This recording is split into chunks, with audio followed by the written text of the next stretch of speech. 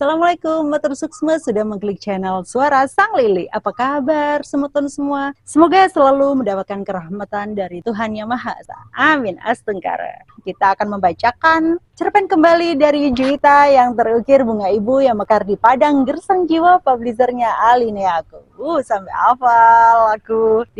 Di buku ini salah satu cerpenku dimuat loh. Beli dong. Oke, kita mulai ya. Jangan berlama-lama lagi. Yuk, let's go.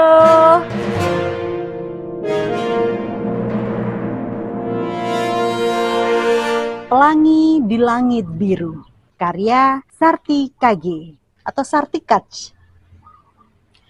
Gerimis pagi itu, langkah kaki Sukanti terhenti. Diusap-usapnya dada Sukanti berulang kali. Nafasnya seperti sesak. Kemudian ia berjalan perlahan, seperti tidak mengenal lelah. Dua keranjang di tangannya berisi kue-kue dagangan masih terisi penuh. Mungkin karena masih pagi, jadi kue yang laku baru sedikit. Biasanya jika hari sudah memburu senja, Sukanti bisa pulang dengan keranjang kosong. Kalaupun kue dagangannya tidak laku terjual semua, paling ya 1 atau 2 saja yang tersisa. Baginya ini adalah kehidupan yang sudah biasa dijalani setelah kematian suaminya 2 tahun yang lalu. Isakan Sukanti mengiringi jasad suaminya menuju peristirahat terakhir. Dia memeluk erat tubuh kecil yang seolah kebingungan melihat ibunya menangis dan bapaknya dimasukkan ke liang lahat. Nirmala, gadis sematawayang Sukanti. Namun tidak lama Sukanti menangisi kepergian suaminya, suara langkah kaki mendekat ke arahnya. Seorang perempuan tinggi, sedikit gemuk, berkacamata hitam, menatapnya lekat-lekat. "Pergi kamu dari sini!" teriak perempuan berkacamata hitam itu kepada Sukanti. "Tidak, dia suamiku dan aku berhak di sini." Sukanti bersikeras sambil menahan air matanya. "Untuk apa? Bukankah ini memang yang kau inginkan? Oh, aku tahu. Kamu lama di sini karena kamu ingin merayakannya, bukan?" "Kak, tolong jangan bicara seperti itu," pinta Sukanti. "Tapi itu faktanya. Kamu pergi dari rumah ketika suamimu bekerja untuk menghidupi kamu dan anakmu." "Itu tidak seperti yang kakak pikirkan." Sukanti hendak melanjutkan pembicaraannya, namun tangannya ditarik oleh 2 orang laki-laki berbadan kuat dan kekar, memberi kode agar Sukanti pergi dari area pemakaman. Sukanti menarik nafas panjang. Tidak terasa, hari pun sudah sore. Tapi entah kenapa ini kue-kue masih sangat banyak tersisa, tidak seperti biasanya. Sukanti berjalan menyusuri pinggiran kota menuju pulang ke rumah. Sayup-sayup terdengar azan maghrib. Setelah mengucapkan salam, Sukanti masuk ke rumah. Melihat sebentar ke arah kamar Nirmala, yang ternyata sedang sholat bersama neneknya. Selama Sukanti pergi, hanya ibunya lah yang menjaga Nirmala dengan segenap ketulusan. Padahal Sukanti tidak harus bersusah payah jika saja harta peninggalan suaminya tidak dikuasai oleh kakak ipar dan saudara-saudaranya. Adilaga, suami Sukanti, adalah seorang saudagar. Namun rencana jahat dan akal bulus keluarga suaminya membuat Sukanti terusir dari rumahnya sendiri. Namun demikian, dengan segenap kekuatan, Sukanti bisa dengan tegar membesarkan anaknya dengan penuh kasih sayang.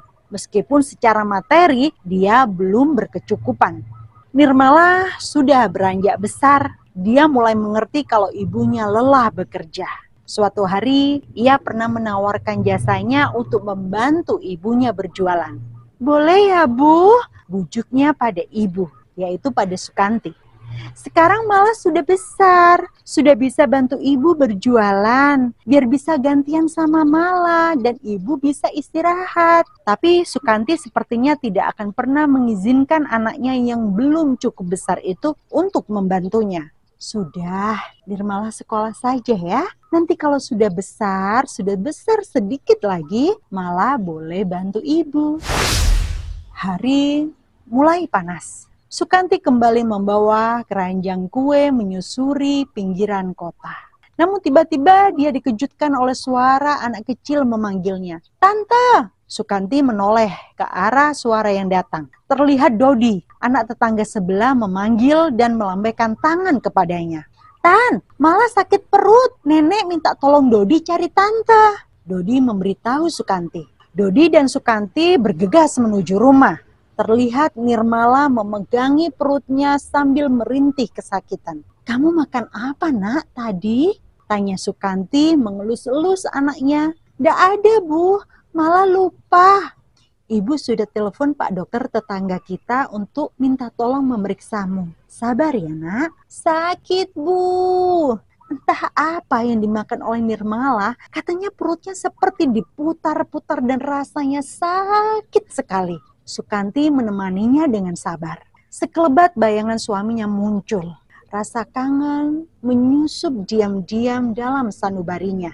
Jauh di lubuk hatinya yang terdalam masih tak mengerti dengan keluarga suaminya kenapa tega sekali pada dirinya dan anaknya. Jikapun ia tidak berhak atas harta suaminya, setidaknya Nirmala berhak menggunakannya untuk pendidikan dan kehidupan dia di masa depan. Namun takdir memang sulit untuk diukir. Biarlah ia menjalankan tugasnya sampai akhir. Kadang memang tidak semua pertanyaan kan ada jawabannya.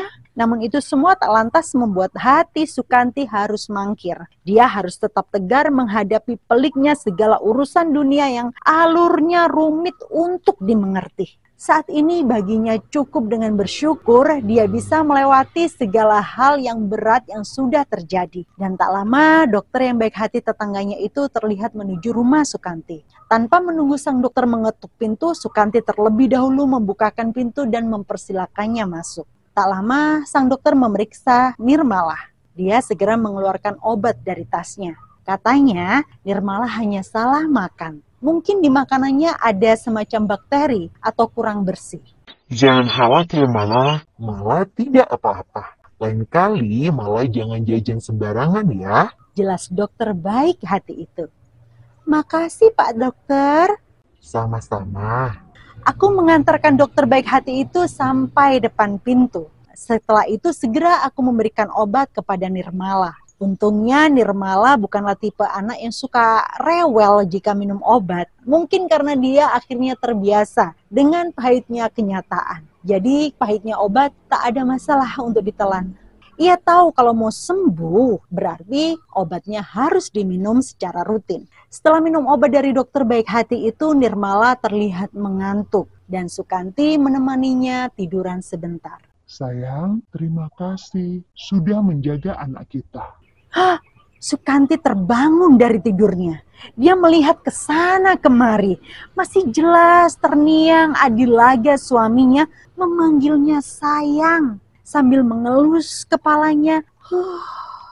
Ia menarik nafas panjang setelah tersadar jika itu hanyalah sebuah mimpi. Batinnya menerawang jauh. Teringat kembali kenangan indah bersama suaminya ketika masih ada di dunia ini. Rasa kangen yang mungkin tidak akan pernah terobati. Kini ia harus benar-benar menerima nasibnya dengan ikhlas. Ia yakin bahwa setelah hal tersulit pasti akan ada segala kemudahan datang untuknya. Akan ada pelangi setelah turunnya hujan. Saat ini yang ia perjuangkan hanyalah anaknya, Nirmala. Ya, meskipun dengan susah payah ia hidup sendirian sambil mencari nafkah, tapi dia berjanji untuk selalu tegar demi membesarkan Nirmala dengan baik. Wah, hebat Mbak Sukanti. Nirmala, Sukanti, Adilaga. Nama-nama yang cantik ya. Semoga kelak kehidupannya secantik namanya. Amin, astengkara. Oke, bagi semeton yang ingin coret-coret, menuliskan karyanya, kisah hidupnya, curhatan hatinya, silakan kirim di bawah ini dan email ke Sang Lili. Jangan lupa subscribe, like, comment, share untuk membangkitkan channel ini. Karena dengan membangkitkan channel ini, maka semeton semua juga membangkitkan semangat menulis semeton semua. Oke? Terima kasih. Sampai bertemu lagi. Matur suksma. Wassalamualaikum.